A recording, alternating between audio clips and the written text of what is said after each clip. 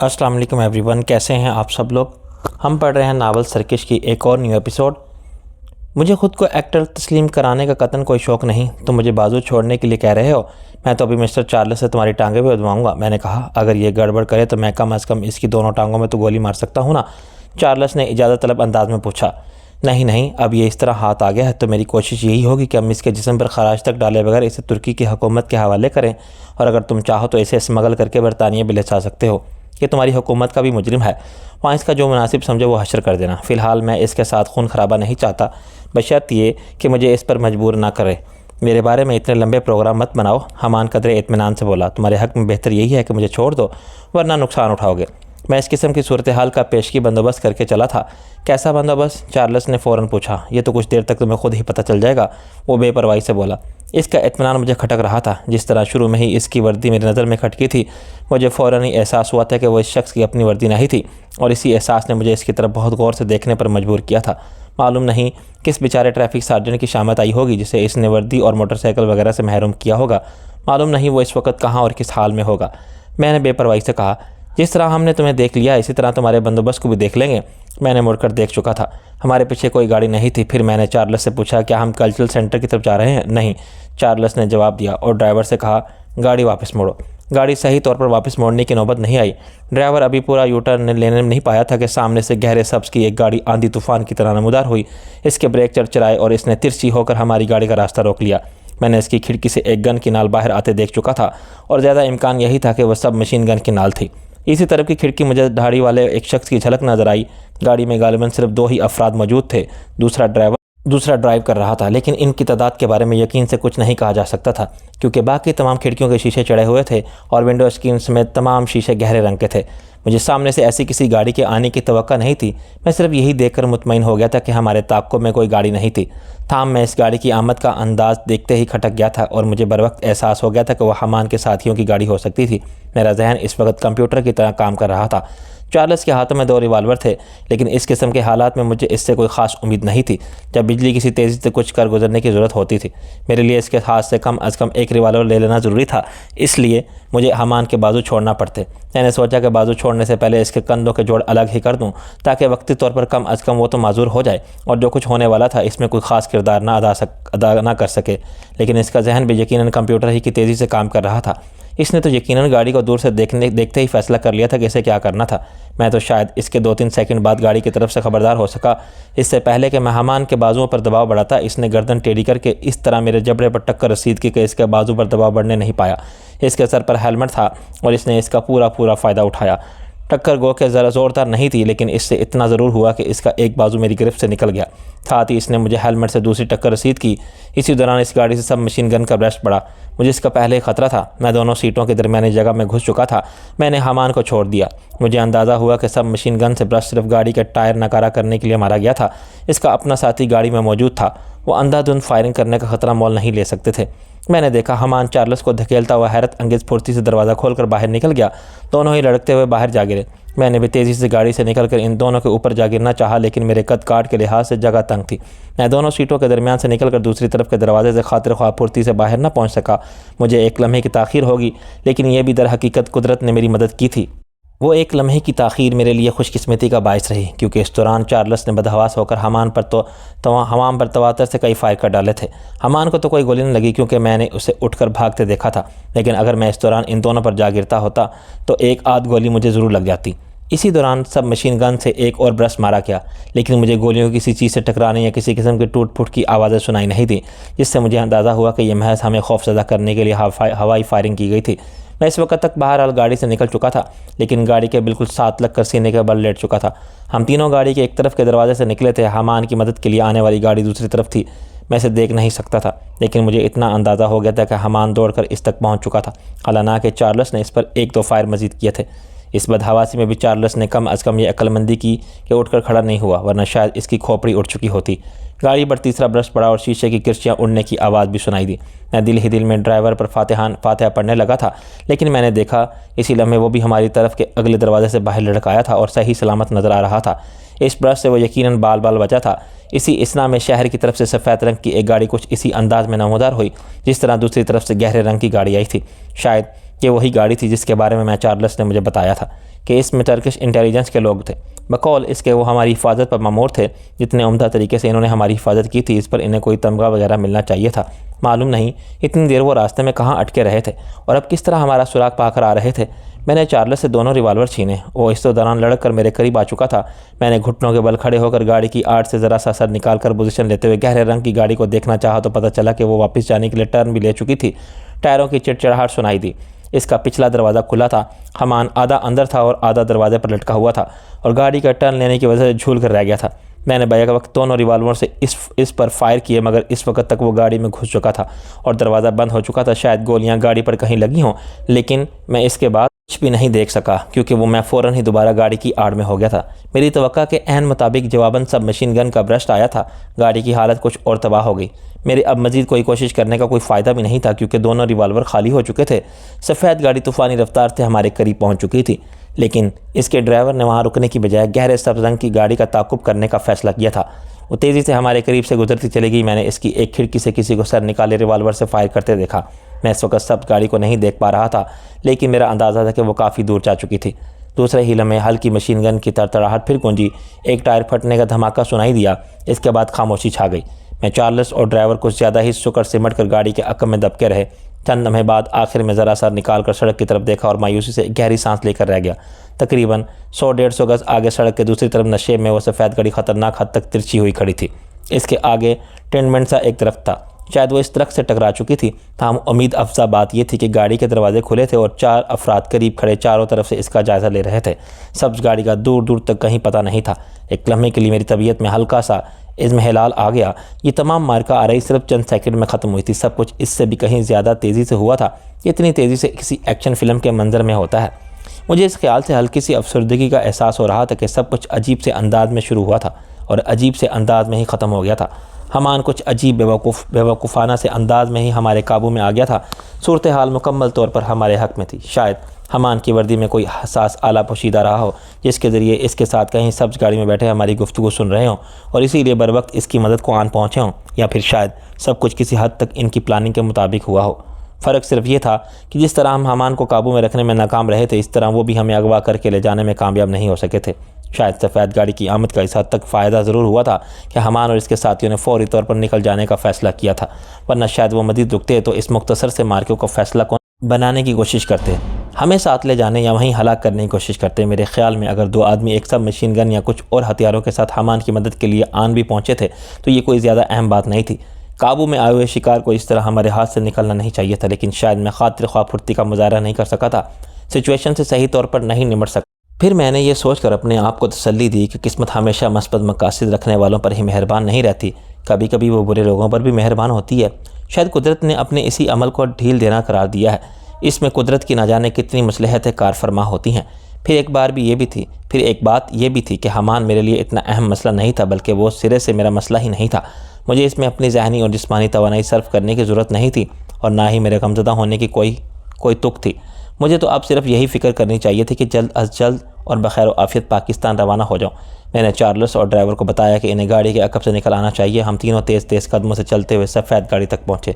इसका एक tyre burst हो चुका था और शायद इसी की वजह से वह लहरा कर नशे में उतरी थी। गाड़ी की पोजीशन बता रही थी कि वो उलटते उलटते बची थी क्योंकि इस वक्त इसकी रफ्तार बहुत तेज़ थी। 2-4 अफराद जो गाड़ी के गिर्द खड़े थे, इनके चेहरों पर खफीफ सी खजालत के आसार दिखाई दे रहे थे। इनमें से एक के हाथ में भारी सर्विस रिवाल्वर था, बाकी तीनों खाली हाथ नजर आ रहे थे। कहाँ मर गए थे तुम लोग? चार्ल्स ने रिवाल्वर वाले को मुखातिब किया। शायद मेरे सहूलत के लिए वो इनसे अंग्रेज़ी में बात कर रहा था। इस खबीस ट्रैफिक सार्जेंट ने हमारी गाड़ी को ओवरटेक करते वक्त ऐन करीब से गोली मारकर हमारी गाड़ी का एक टायर ब्रस्ट कर दिया था, रिवाल्वर वाले ने बताया। हमें व्हील बदलने के लिए रुकना पड़ा। अब ये दूसरा टायर ब्रस्ट हो गया है। तुम व्हील बदलने की बजाय कोई चलती गाड़ी नहीं पकड़ सकते थे? चार्ल्स ने अब ज़रा कम नागवारी से पूछा। किसी की निजी गाड़ी छीनना या इसे ज़बरदस्ती साथ लेना हमारे ख्याल में मुनासिब नहीं था, रिवाल्वर वाले ने जवाब दिया। चार्ल्स एक लम्हे के लिए खामोश हो गया, फिर बोला, तुम लोगों के पास कुछ असलहा वगैरह भी था या नहीं? गाड़ी में 2 गन्ने थी, लेकिन हमें इनके इस्तेमाल का मौका नहीं मिला। रिवाल्वर वाले के लहजे में रुखाई आती जा रही थी। चार्ल्स ठंडी सांस लेकर रह गया। आग भरने को तो मेरा जी चाह रहा था। टर्किश इंटेलिजेंस का हाल भी हमारे यहाँ के खुफिया इदारों से कुछ ज़्यादा अच्छा नहीं था। एक बार फिर मैं ये सोचे बगैर न रह सका कि आखिर वो हमारा बरादर इस्लामी मुल्क था। वो लोग तो फिर भी गाड़ी का टायर बदल कर किसी न किसी तरह हमारे और इस गाड़ी के ताक़ुब में आन पहुँचे थे, जबकि हम ना जाने कहाँ से कहाँ निकल आए थे। हमारे यहाँ के किसी खुफिया इदारे से तो शायद ये उम्मीद रखना भी मुश्किल होता। चार्ल्स घड़ी देखते हुए बोला, अब हम वापस कैसे जाएंगे? दोनों गाड़ियाँ बेकार हो गई हैं। तुम्हारा स्पेयर व्हील पहले ही काम आ चुका है। इसने मुस्तरिब अंदाज में इधर उधर देखा। मुझे मिस्टर चौधरी को कल्चरल सेंटर पहुँचाना था। इसकी फ़्लाइट में ज़्यादा वक्त नहीं है और इन्हें इससे पहले बहुत सी तैयारियाँ भी करना थी। मैं देख रहा था कि वो एक सुनसान सड़क थी। अभी तक वहाँ से कोई और गाड़ी गुजरती दिखाई नहीं दी थी। हमारी गाड़ी के 3 टायर ब्रस्ट हो चुके थे। एक लम्हे के लिए मुझे कदरे मायूसी का एहसास हुआ। शायद मेरा आज पाकिस्तान पहुँचना कुदरत को मंजूर नहीं था। अचानक हमारी गाड़ी का ड्राइवर बोला, ये दोनों गाड़ियाँ बेशक मुख्तलिफ हैं मगर कंपनी एक ही है। इनके व्हील्स का साइज़ और साख्त एक ही है। हमारी गाड़ी का जो एक व्हील सलामत रह गया है, मैं इसे निकाल लाता हूँ। तब तक तुम लोग ये नकारा व्हील उतारो। ये गाड़ी सही हालत में है। हम अपनी गाड़ी का व्हील इसमें लगाकर इसे ले जाते हैं। बिल्कुल ठीक है, जल्दी करो, चार्ल्स बोला। ड्राइवर दौड़ता हुआ वापस अपनी गाड़ी तक गया और बड़ी फुर्ती से व्हील निकाल कर तेज़ी से सड़क पर लड़कता हुआ ले आया। इस दौरान इंटेलिजेंस वालों की सफ़ेद कार का व्हील निकाला जा चुका था। सफ़ेद गाड़ी दरख्त से भी टकराई थी, लेकिन यह नहायत मामूली टक्कर थी। लैंडर्स थोड़ा सा टेढ़ा हुआ के सिवा इसे कोई नुकसान नहीं हुआ था। जल्द ही व्हील तब्दील हो गया और सफ़ेद गाड़ी हमारे ड्राइवर ने संभाल ली। हमान की जगह 2 इंटेलिजेंस वाले हमारे साथ हो गए। 2 वहीं तबाहशुदा गाड़ी के पास रुक गए। हम नहायत तेज़ रफ्तारी से वापस रवाना हुए। रास्ते में कोई ख़ास वाक़या पेश नहीं आया। कल्चरल सेंटर की इमारत खासी बड़ी और खूबसूरत थी। हिस्पानवी और तुर्की तर्ज़ तामीर का इम्तज़ाज इस हवेली नुमा इमारत को मुनफ़ और दिलकश बना रहा था। पुरानी होने की वजह से इसमें इस शान और शिकवा की झलक भी थी जो शाहाना और नीम शाहाना किस्म की इमारतों में दिखाई देती है। पहले शायद इस इमारत का मुशर्रफ कुछ और रहा हो, लेकिन अब यह कल्चरल सेंटर के तौर पर इस्तेमाल हो रही थी। इसकी 4 दीवारी में एक सरसब्ज़ और तवील अरीज़ लान भी मौजूद था, जिस पर इधर उधर मुख्तलिफ उम्रों के मर्दों और औरतों की टोलियाँ बिखरी हुई थी। मैं चार्ल्स की रहनुमाई में शाहाना तर्ज के एक बहुत बड़े हाल में पहुँचा, जहाँ बड़ी गहमा गहमी नज़र आ रही थी। चारों तरफ कमरों के दरवाजे थे जिनसे लोग हाल में आ जा रहे थे। इनमें औरतें मर्द सभी थे। इनमें से बाज़ अजीब से लिबास में थे, लंबे लंबे भारी भरकम गाउन जिन पर नीचे की तरफ फर की लंबी लंबी झालरें लगी हुई थी। गले में मोटी मोटी मालाएं और सर पे तुर्की टोपी। पैरों में कुछ और इस किस्म के लंबे लंबे जूते जैसे अमूमन बर्फ़ानी इलाकों में रहने वाले पहनते थे। हाल में एक तरफ बहुत से बैग रखे थे, एक तरफ कुछ लोग मुख्तलिफ़ किस्म के चमड़े के केसेस और कार्टन्स वगैरह में मौसीकी के मुख्तलिफ आलात पैक कर रहे थे। शायद ताइफे के सफ़र की तैयारियां आखिरी मराहल में थी, लेकिन वहाँ गालिबन इस ताइफे के अलावा भी कुछ लोगों की मसरूफियात जारी थी। चार्ल्स के साथ मैं ऊपर की मंजिल में एक ऑफिस नुमा कमरे में पहुँचा। यहाँ भी कई अफराद मौजूद थे और बड़ी सरगर्मी नज़र आ रही थी। सामने ही शीशे के एक कैबिन में तराशीदा भूरे बालों वाली एक लड़की सर झुकाए तंद ही से कुछ टाइप कर रही थी। चार्ल्स ने एक शख्स से किसी के बारे में कुछ पूछा। इसने एक शख्स की तरफ इशारा कर दिया। सुर्ख और सफ़ेद सा वो दुबला पतला नौजवान सूट में था और किसी दूसरे की मेज़ पर कोने में टेलीफोन कान से लगाए बैठा था। इसके चेहरे पर पसीने के कतरे झिलमिला रहे थे। वो बड़े ज़ोर शोर से किसी के साथ बातचीत में मसरूफ़ था और बड़े तवातर से हाथ भी हिलाया जा रहा था। हमारी खुशकिस्मती थी कि हम इस तक पहुँचते तो इसने गुफ्तगू ख़त्म करके रिसीवर रख दिया। वो गालिबन उठकर तेज़ी से कहीं जाने ही लगा था कि चार्ल्स ने इसे अपनी तरफ मुतवज्जा किया और अपना तारुफ़ कराया। इसका गोया सिर्फ तारुफ़ कराना ही काफ़ी था। इसने गर्मजोशी से चार्ल्स से मुसाफा किया और फ़ौरन ही मेरा सरताप इजाज़त लेते हुए बोला, गालिबन ये मिस्टर अफजल चौधरी हैं। वो फ्रांसीसी लहजे में अंग्रेज़ी बोल रहा था। चार्ल्स ने इस बात में सर हिलाया और मुझे बताया, ये साहब तुर्की के इस सकाफ़ती ताइफे के मैनेजर हैं जिसमें तुम्हें शामिल होकर जाना है। इनका नाम कनान है। कनान टिशू पेपर से अपने चेहरे से पसीना पोंछते हुए बोला, अजीब इत्तेफाक है कि इन साहब को फवाद ख़ास की जगह जाना है और आज फवाद वाकई हमारे साथ नहीं जा सकता। इसे बड़ा शदीद किस्म का फ्लू हुआ है। डॉक्टर ने इसे कम अज़ कम 5 दिन के लिए बिस्तर में रहने की हदायत की है। चार्ल्स धीरे से हंस दिया।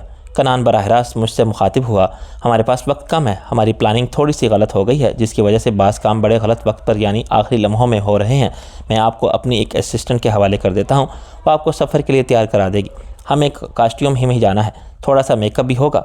और मेरे खुदा बेख्तियार मेरे मुंह से निकला कि मेकअप के बगैर काम नहीं चल सकता। ये शो बिज़नेस के लोगों वाला मेकअप मैंने कभी नहीं किया। मिस्टर चौधरी, जब आप हमारे ताइफे में शामिल होकर जा रहे हैं तो आपको ताइफे का एक रुकन ही नज़र आना चाहिए, बल्कि आप फवादुल ख़ास की जगह जा रहे हैं तो आपको फवाद ही नज़र आना चाहिए। कनान मुस्तरबाना लहजे में बोला, हम थोड़ी सी बेईमानी कर रहे हैं तो इसे सलीके से करेंगे। बेईमानी दूर से ही बेईमानी नज़र नहीं आनी चाहिए। मैंने कंधे उचका दिए। चार्ल्स मुझे होले से कोहनी मार कर बोला, इसमें तुम्हारा ही फ़ायदा है। ठीक है दोस्त, मुझे तो पाकिस्तान जाना है। मेरा ख्याल है मौजूदा हालात में मुझे ज़्यादा नखरे नहीं दिखाने चाहिए। मैं हाजिर हूँ, मैंने मुस्कुराते हुए कहा। मेरे साथ आइए, कनान मेरा हाथ थामते हुए बोला। चार्ल्स बोला, मैं अब चलता हूँ, अब यहाँ मेरी कोई ज़रूरत नहीं, मैंने अपना काम कर दिया है। मिस्टर चार्ल्स, मैं हकीकतन आपका तहे दिल से ममनून हूँ, मैंने संजीदगी और अदब से कहा। आप वाकई इस अजनबी मुल्क में मेरे बहुत काम आए हैं। मैं सोचता हूँ तो हैरान होता हूँ कि अगर आपसे मुलाकात ना होती तो मैं इस वक्त कहाँ होता। तुम जहाँ भी होते शायद इससे ज़्यादा आराम से होते। चार्ल्स मुस्कुराते हुए बोला, मुझे तो तुमसे माजरत करना थी और तुम मेरा शुक्रिया अदा कर रहे हो। मेरी वजह से दरहकीकत तुम्हें बहुत सी तकलीफ़ें उठाना पड़ी, मेरे मसाइल शेयर करना पड़े। फिर इसने कंधे उचकाए और मेरे कंधे पर हाथ मारते हुए बोला, बहरहाल वक्त गुजर ही जाता है, यादें रह जाती हैं, हमें इतनी रस्मी बातें नहीं करनी चाहिए। ज़िंदगी रही तो फिर मुलाकात होगी यकीनन। मैंने गर्मजोशी से इससे मुसाफा करते हुए, आप जब पाकिस्तान आएँ मुझे ज़रूर इतला दीजिएगा। सेठ रमज़ान से कह दीजिएगा मैं जहाँ भी हुआ वह आपका मुझसे रब्ता करा देगा। मैंने देखा कनान मुस्तरबाना अंदाज में घड़ी देख रहा था। मैंने चार्ल्स को खुदाफिज कहा और कनान के साथ हम दोनों नीचे आकर अपने अपने रास्तों पर हो लिए। चार्ल्स बाहर की तरफ चल दिया और कनान मुझे एक कमरे से दरवाजे पर खड़ी हुई लड़की के पास ले आया। वो 30 से ऊपर की एक दुबली पतली लड़की थी। रुखसारों की हड्डियाँ उभरी हुई थी और बाल नहायत मुख्तसर। वो नीले और गुलाबी 2 रंगे स्कर्ट में थी। कनान ने इससे मेरा तारुफ कराया। ये वही अफजल चौधरी हैं जिनके बारे में हमें हदायत मिली थी। फिर इसने मुझे लड़की के बारे में बताया। ये रिहा है, ये आपको जाने के लिए तैयार करेगी, आपको इसकी हदायत पर हरफ ब हरफ अमल करना है। वो सिर्फ इतना कहकर वापस चल दिया और एक दरवाज़ा खोलकर इसके अक्ब में गायब हो गया। मैंने लड़की की तरफ देखा। वो दोनों हाथ बगलों में दिए दरवाजे से टेक लगाए किसी नाकाम फ़लसफ़ी की तरह उदास उदास सी नज़रों से मेरा सरताबा जायज़ा ले रही थी। वो गोया फ़ैसला करने की कोशिश कर रही थी कि मुझे गुफ्तगू का शरफ बख्शे या नहीं। ताहम जब वो बोली तो इसकी आवाज़ इंतहाई धीमी, शीरी और लहजा नहायत दोस्ताना था। मिस्टर चौधरी, मेरे ख्याल में तुम्हें सबसे पहले गुस्ल की ज़रूरत है। लगता है तुम सूट पहनकर खेती बाड़ी करते रहे हो। तब पहली बार मुझे एहसास हुआ कि मैं मिट्टी में लथड़ा हुआ था। किस्मत ही कुछ अजीब थी कि चंद मील का सफ़र भी सुकून से तय नहीं होता था। अब मैं मोहतरमा रिहा को क्या बताता कि मेरा जिंदा सलामत कल्चरल सेंटर पहुंच जाना भी ऊपर वाले की मेहरबानी ही थी, वरना वो मुझे जिस गुस्ल का मशवरा दे रही थी वो मेरा गुस्ल मैयत भी हो सकता था। क्या हमारे पास इतना वक्त है? मैंने अपनी हालत पर ज़रा भी शर्मिंदा होते हुए बगैर पूछा। मिस्टर कनान तो बहुत उजलत में मालूम होते हैं। वो तो हमेशा इसी तरह उजलत में होते हैं और इस तरह घबराते हुए नज़र आते हैं। ये तो ठीक है कि हमारे पास बहुत ज़्यादा वक्त नहीं है, लेकिन अगर आप ज़रा मुस्तैदी से काम करें तो हम ज़रा ढंग से तैयार होकर जा सकते हैं। वैसे भी हम सकाफ़ती ताइफ़ा लेकर जा रहे हैं, महाजरीन का काफ़िला नहीं। रिहा ठहरे ठहरे लहजे में बोली। वो शस्ता अंग्रेज़ी में बात कर रही। वहाँ इतनी भगदड़ नहीं मची हुई थी जितनी बज़ाहिर नज़र आ रही थी। रेहा ने एक शानदार बाथरूम तक मेरी रहनुमाई की जो तमाम लवाजमात से आरास्ता था। गुस्ल के बाद रेहा ने मुझे वैसा ही लिबास मुहैया किया जिसमें वहाँ कई अफराद फिरते नज़र आ रहे थे।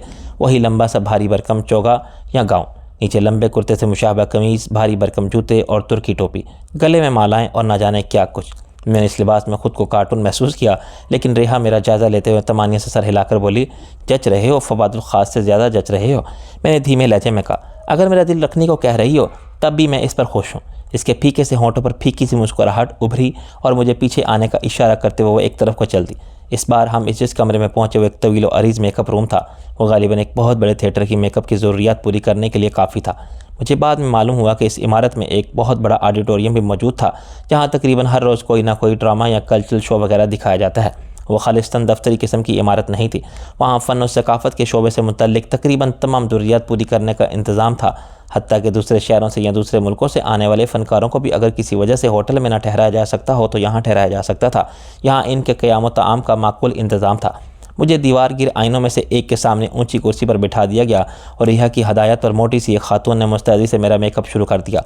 छोटे कद की वो गोल मटोल सी औरत बहुत हंसमुख मालूम होती थी, लेकिन इसे अंग्रेज़ी नहीं आती थी। वो रिहा से सिर्फ तुर्की में बातचीत कर रही थी। मुझे बाकायदा पेशावर एक्टरों की तरह बैठकर मेकअप कराना बहुत अजीब लग रहा था और इस वक्त तो मैं बेइख्तियार कराह कर रह गया था। मेरे चेहरे पर फमान चौकिट मोछों का इजाफा हो गया था। फिर मेकअप वुमन ने तुर्की टोपी मेरे सर पर रख कर ज़रा पीछे हटकर नाकदाना नज़रों से मेरा जायज़ा लिया। मैंने बेचारगी से रेहा की तरफ देखते हुए कहा, तुर्की टोपी की हद तक तो मामला काबिल बर्दाश्त था, लेकिन क्या ये लटकती हुई मूछें भी ज़रूरी हैं? मजबूरी है। रेहा ने कंधे उचकाए। फवादुल ख़ास की मूछें हैं और पासपोर्ट पर फ़िलहाल इसी की तस्वीर लगी हुई। अचानक मुझे एहसास हुआ कि ये सब कुछ तो मेरे हक़ में बहुत ही अच्छा हो रहा है। कोई दूसरा तो मुझे क्या पहचानता। महज चंद छोटी छोटी तब्दीलियों से मैं ख़ुद को अपने लिए भी नाकाबिल शनाख्त हो चुका था। मैं ख़ुद कोशिश करता तो शायद इस अजनबी मुल्क में मुझे अपनी शक्ल और हुलिया तब्दील कराने में ख़ासी दुश्वारी पेश आती, लेकिन मेरा यह काम किसी फरमाइश के बगैर खुद ब खुद ही हो गया था। मेरा असल शक्ल में पाकिस्तान जाना शायद बेहतर ना होता, इस किस्म के बहरूप में जाना ज़्यादा बेहतर था। ये सोचकर मैंने इत्मीनान की सांस ली और कुर्सी के पुश्ते से सर टिकाकर पुरसुकून अंदाज में आंखें बंद कर ली। रेहा फ़ौरन मेरा कंधा हिलाते हुए बोली, अब उठ जाओ, ये मेकअप रूम की कुर्सी है, कोई पंगोड़ा नहीं जहाँ लेट कर तुम लोरी सुनने की तैयारी कर रहे हो। तस्वा को अभी कुछ दूसरे लोगों का मेकअप भी करना है। तब मुझे मालूम हुआ इस गोल मटोल हंसमुख औरत का नाम तस्वा था। मैंने गहरी सांस लेकर कुर्सी से उठते हुए कहा, असल में मेरे साथ मामला कुछ उलट पुलट से हो गए हैं। जब मैं शीर ख्वार था तो लोरियों की बजाय क्लासिकल मौसीकी सुना करता था, अब लोरियाँ सुनने को जी चाहने लगा है। मैंने तस्वा का शुक्रिया अदा किया और एक बार फिर रेहा के साथ हो लिया। वो दोनों एक दूसरे की ज़िद थी। रेहा लंबी और बेपनाह दुबली थी, शायद हद से ज़्यादा डाइटिंग की मारी हुई थी, जबकि तस्वा पिस्ता कद हर तरफ से गोल मटोल थी। रेहा की संजीदगी तकरीबन अफसरदगी से मुशाबह थी, जबकि तस्वा के होंठों से ही नहीं बल्कि फूले फाले सुर्ख सफ़ेद गालों से भी गोया हंसी फूटी पड़ती थी।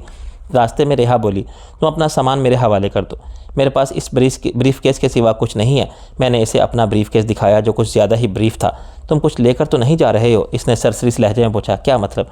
मतलब ये कि तुम बहुत ऊंची सिफारिश पर हमारे ताइफे में किसी और की जगह शामिल होकर जा रहे हो। कहीं तुम कोई ख़ास किस्म के कैरियर वगैरह तो नहीं हो?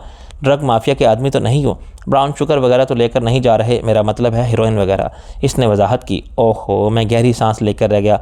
आजकल मैं वाकई ख़ुद को कैरियर महसूस कर रहा हूँ, लेकिन वो कैरियर नहीं जो तुम समझ रही हो, बल्कि किसी नहायत ही अजीब किस्म की साइकिल का कैरियर। बात को मजाक में मत डालो। इसकी संजीदगी बरकरार रही। मैं ये बात तुमसे सिर्फ अपनी मालूमात के लिए पूछ रही हूँ। ज़ाहिर है मैं तुम्हें रोक तो नहीं सकती।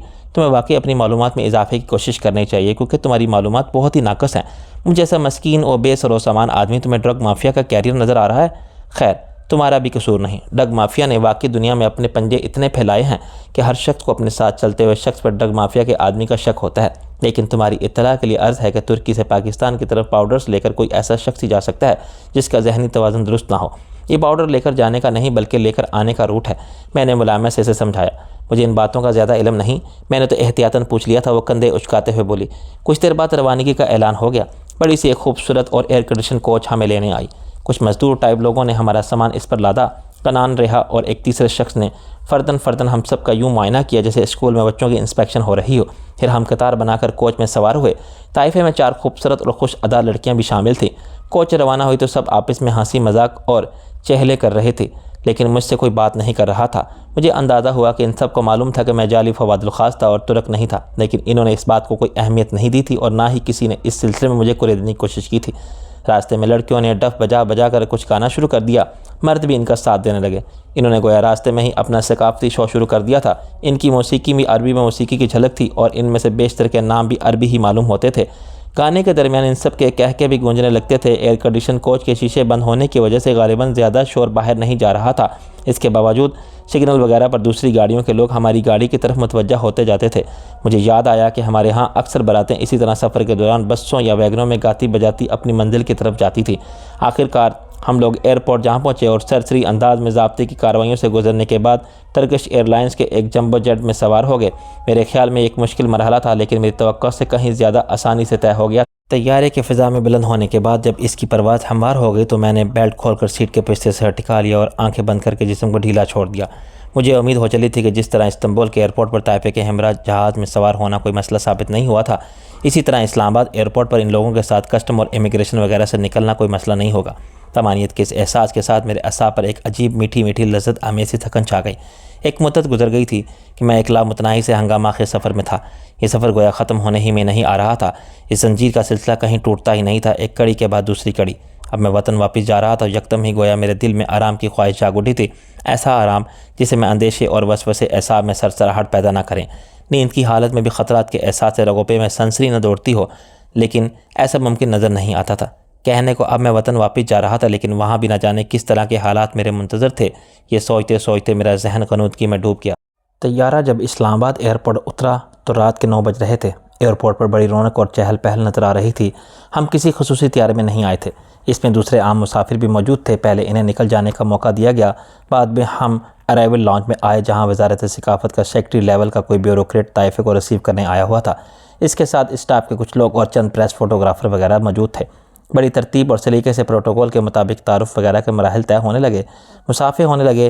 धड़ाधड़ फ्लैश लाइट्स के झमाके हो रहे थे। ज़्यादातर कैमरों का रुख ताइफे में शामिल लड़कियों की तरफ था, जो बड़ी मनमोहनी मुस्कुराहट के साथ हर एक से झुक झुक कर मिल रही थी और समझ में ना आने वाले जुमलों पर भी हमवार दांतों के मोती चमका रही थी। मुझे इस सारे सिलसिले से कोई दिलचस्पी नहीं थी, लेकिन दिल ही दिल में हालात की इस सितम ज़रीफ़े पर हंसी ज़रूर आ रही थी। मेरा ना जाने अपने मुल्क की सकाफ़त से भी कोई हकीकी ताल्लुक़ था या नहीं, लेकिन मैं इस वक्त एक दूसरे मुल्क के सकाफ़ती ताइफे में शामिल था। मैं पूरी कोशिश कर रहा था कि कोई भी शख्स मुझसे कोई सवाल ना करने पाए, क्योंकि मैं तुर्की में जवाब नहीं दे सकता था, जबकि वहाँ मुतरजम भी मौजूद थे। मेरी नज़रें वहाँ किसी शनासा सूरत को तलाश कर रही थी। फिर मुझे अंदाज़ा हुआ कि वहाँ सिक्योरिटी के इंतजामात थे। गैर मुतल्लिक़ लोगों को अराइवल लॉन्च में आने से रोकने के लिए बाहर पुलिस वगैरह मौजूद थी। मैंने सोचा शायद बाहर जाते वक्त मेरा कोई साथी नज़र आए। खुदा खुदा करके इस्तकबाल के तकल्लुफ़ात ख़त्म हुए और हम मेज़बान वफ़द की रहनुमाई में बाहर रवाना हुए। गाड़ियों की तरफ जाते वक्त मैंने रास्ते में नज़र आने वाले हजूम की तरफ बार बार देखा, लेकिन मुझे कहीं कोई शनासा चेहरा दिखाई ना दिया। मुझे शुबा होने लगा कि शायद चार्ल्स सेठ रमज़ान को मेरे सही प्रोग्राम से मुतला नहीं कर सका। सेठ रमज़ान आगे वो इतलात मेरे साथी सुलेमान तक नहीं पहुँचा सका था, वरना शायद सुलेमान खुद या मेरा कोई और साथी मुझे यहाँ दिखाई दे ही जाता। हम एयरपोर्ट की इमारत से बाहर पहुँच गए और मेरी मुतलाशी नज़रें किसी साथी को ना पा सकी, हत्ता कि हम इन गाड़ियों की कतार तक जा पहुँचे जो हमें लेने के लिए आई हुई थी। यहाँ कोई एक बड़ी गाड़ी नहीं थी, कई मर्सिडीज़ कारें थीं। मेज़बान और मेहमान सब टोलियों में तकसीम होकर इन गाड़ियों में बैठ गए थे। मैं मुख्तलिफ अंदेशों और वसवसों में घिरा इस काफ़िले के साथ इस्लामाबाद होटल पहुँच गया, जहाँ कुछ देर की खानापुरी के बाद सबको इनके कमरों में भेज दिया गया। मेरे हक़ में अच्छा ही था कि मुझे सिंगल बेड रूम मिला था। खाना हम जहाज़ में ही खा चुके थे। कमरे में पहुंचने के बाद मैंने देर तक कुछ लोगों को फ़ोन करने के बारे में सोचता रहा, लेकिन इस इरादे पर अमल न कर सका। मेरे ख़ास साथियों में से किसी का यहाँ ठिकाना नहीं था। मेरा बिज़नेस ऑफिस यहाँ मौजूद था, लेकिन वो इस वक्त यकीनन बंद था। अपने रेजिडेंट डायरेक्टर के घर का फ़ोन नंबर भी मुझे याद था, लेकिन यहाँ के ऑफ़िस वाले बेदरद से लोग थे। इन्हें कुछ मालूम नहीं था कि मैं क्यों गायब था और लाहौर में जो गैर मामूली वाक़यात पेश आए थे इनका पस मंज़र क्या था। मेरे लिए यहाँ के रेजिडेंट डायरेक्टर को अपनी मौजूदगी की इत्तला देना फजूल था। मैंने किसी को भी फ़ोन ना किया और सो गया। मैंने कोई भी कदम उठाने का फ़ैसला सुबह तक के लिए मुलतवी कर दिया। सुबह मुझे इस उलझन में नहीं पड़ना पड़ता कि मुझे क्या करना चाहिए। अलल सुबह टेलीफ़ोन की घंटी बजी। दर हकीकत इस घंटी ने ही मुझे जगाया। मैंने रिसीवर उठाकर हेलो कहा तो दूसरी तरफ से ठहरी ठहरी आवाज़ में सिर्फ इतना कहा गया, सर बाहर आ जाइए, मैं आपका मुंतज़िर हूँ। इसके साथ ही सिलसिला मुनक़ता हो गया। मैं गहरी सांस लेकर रह गया। इस इंतहाई मुख्तसर टेलीफोन कॉल ने मुझे उलझन और तज़ब्ज़ुब से निकाल लिया। वो सुलेमान की आवाज़ थी। इसकी कॉल का मतलब ये था कि वो मेरी आमद और होटल के इस कमरे में मेरी मौजूदगी से वाकिफ़ था। मेरा मेकअप उम्दा था। कई घंटे के सफ़र और रात को बिस्तर में रहने के बावजूद ज़रा भी ख़राब नहीं हुआ था। अलबत्ता अब मैं सकाफ़ती ताइफ़े वालों के हुलिये में बाहर जाने और अकेला इधर उधर फिरने का मुतहम्मिल नहीं हो सकता था। लोगों की तवज्जो मेरी तरफ मबज़ूल कराने का सबब बनता, जबकि मुझे लोगों की तवज्जो से बचना था। मैं ब्रीफकेस में आम सी एक पैंट शर्ट, पी कैप और तारीक चश्मा रख कर लाया था। इसके अलावा छोटा सा एक कैमरा भी था। पैंट शर्ट पहनकर, पी कैप सर पर जमा कर, तारीक चश्मा लगाकर मैंने कैमरा गले में लटकाया और नाकदाना नज़रों से ड्रेसिंग टेबल के आईने में अपना जायज़ा लिया। कोई अच्छा खासा गौर से देखने के बाद मुझे कोई तुर्क, ईरानी या अरब सियाह तो समझ सकता था, अफजल चौधरी नहीं समझ सकता था। मैंने होटल के कमरे को अलविदा कहा। ऐन मुमकिन था कि मैं अब यहाँ वापस ना आता। मेरी जगह अतल्फ़ अबादुल ख़ास को भेजना अब चार्ल्स का दर्द सर था। मैं लिफ्ट के ज़रिए नीचे आकर होटल की लाबी से निकला तो ये देखकर कदरे हैरत हुई कि अभी सुबह का उजाला सही तौर पर नहीं फैला था। मैंने इधर उधर देखा तो होटल के आसपास कोई नज़र न आया। सर्दी इस वक्त बहुत ज़्यादा थी। इर्द गिर्द खड़े दरख्त भी सर्दी से ठट्ठरे महसूस हो रहे थे। कुछ दूर फुटपाथ के साथ एक दरख्त के नीचे एक फ़कीर खड़ा ठहराता नज़र आया। इससे पहले भी मैं बारहा इस्लामाबाद होटल में ठहरा था, लेकिन मैंने कभी इसके आसपास फ़कीर मुंडलाते नहीं देखा था, ख़ुसूसन सवेरे सवेर, जबकि इसे कोई भीख देने वाला भी दूर दूर तक दिखाई नहीं दे रहा था। चंद टैक्सियाँ फुटपाथ के साथ खड़ी थी और इनके साथ ड्राइवर खिड़कियों के शीशे चढ़ाए अंदर लेटे सो रहे थे या ऊँग रहे थे। मैं पतलून की जेबों में हाथ डाले टहलने के से अंदाज में फुटपाथ पर चल पड़ा। उमर रसीदा फ़कीर लंगड़ाता हुआ मेरे करीब आ गया और इसके जिस्म पर एक फटा पुराना ओवरकोट था। पैरों में फटे हुए जूते थे। लंबे लंबे उलझे हुए स्याह सफ़ेद बालों ने आधा चेहरा ढांप रखा था और बेतरतीब डारी मूँछों में मदगम हो रहे थे। इसके चेहरे का बहुत कम हिस्सा नज़र आ रहा था और इसे भी सही मानों में नज़र आना नहीं कह सकते थे, क्योंकि इस पर भी मैल जमा हुआ था। इसके ओवरकोट की एक आस्तीन ढीले ढाले अंदाज में झूल रही थी, जिससे पता चल रहा था कि वह टिंडा था। इसके अलावा इसके कशकोल लाते हुए मेरे साथ साथ चलने की कोशिश की और साथ साथ चलते हुए ये बोला, दे जा बाबा, अल्लाह के नाम पर, अल्लाह बिछड़े हुए को मिलाएगा। इसकी आवाज़ घटी घटी सी थी और सर्दी से कांप रही। मैंने बगौर इसकी तरफ देखा, लेकिन वो सुलेमान नहीं हो सकता था। सुलेमान टिंडा नहीं था। तुमने मुझे बहुत अच्छी दुआ दी है बाबा, मैंने कहा। मेरा दिल चाह रहा है तुम्हारी गुर्बत हमेशा के लिए दूर कर दूँ, मेरे साथ आओ। मैंने इसे साथ आने का इशारा किया और एक टैक्सी की तरफ बढ़ा। जल्दी से बोला, इस टैक्सी को छोड़ें जी, इसका ड्राइवर बड़ा बदमाश है। जो टैक्सी सबसे पीछे खड़ी है इसमें बैठें, इसका ड्राइवर बहुत अच्छा है। मैं इन सबको अच्छी तरह जानता हूँ। जिस तरह तुम कहोगे मैं उसी तरह करूँगा बाबा, मैंने सादतमंदी से कहा और इसके पीछे पीछे चल दिया। फ़कीर ने आगे बढ़कर खुद ही टैक्सी का दरवाज़ा खोला और पहले मुझे बैठने का इशारा किया। इस टैक्सी का ड्राइवर सोया हुआ नहीं था और ना ही ऊँग रहा था। वो मुस्तैदी से स्टीयरिंग व्हील संभाले बैठा था और बारिश था। वो पठान मालूम होता था। सर पर मोटी ऊनी टोपी थी और वो गहरे रंग की गर्म शाल लपेटे हुआ था। किधर चलना है साहब, ड्राइवर ने खुर्द लहजे में पूछा। किसी ऐसे शॉपिंग एरिया की तरफ चलो जहाँ दुकानें जल्दी खुलती हों। मैंने कहा, इन बाबा जी का हुलिया तब्दील करना है। मैं चाहता हूँ ये साफ़ सुथरे कपड़े पहनकर नहा धोकर एक मुअज़्ज़िज़ और आसूदा हाल आदमी नज़र आए। ये मुझे इस हुलिये में अच्छे नहीं लग रहे। ड्राइवर ने टैक्सी स्टार्ट की और होटल के सामने वाली लाइन से निकाल लिया। फिर गर्दन घुमाए बगैर बोला, इस वक्त तो किधर भी दुकान नहीं खुली होंगी साहब, लेकिन हम तुमको बाज़ार छोड़ देगा। बकवास बंद करो और अपनी असल आवाज़ में सही तरीके से बात करो। मैंने यकदम इसे डांट दिया। मैंने अकब से देख रहा था, वो ज़रा उछल पड़ा और यकदम बदली हुई आवाज़ में बोला, सर आपने मुझे पहचान लिया? अभी मेरे होश व हवास इतने ख़राब भी नहीं हुए कि मैं अपने जानिसारों साथियों को भी ना पहचान सकूँ। मैंने कहा। इसने बड़ी कामयाबी से रूप बदला हुआ था, लेकिन मैंने टैक्सी में बैठते ही इसे पहचान लिया था। वो मेरे ख़ास साथियों में से एक था। इसका नाम अहमद था। इसकी और आफ्ताब की जोड़ी हुआ करती थी।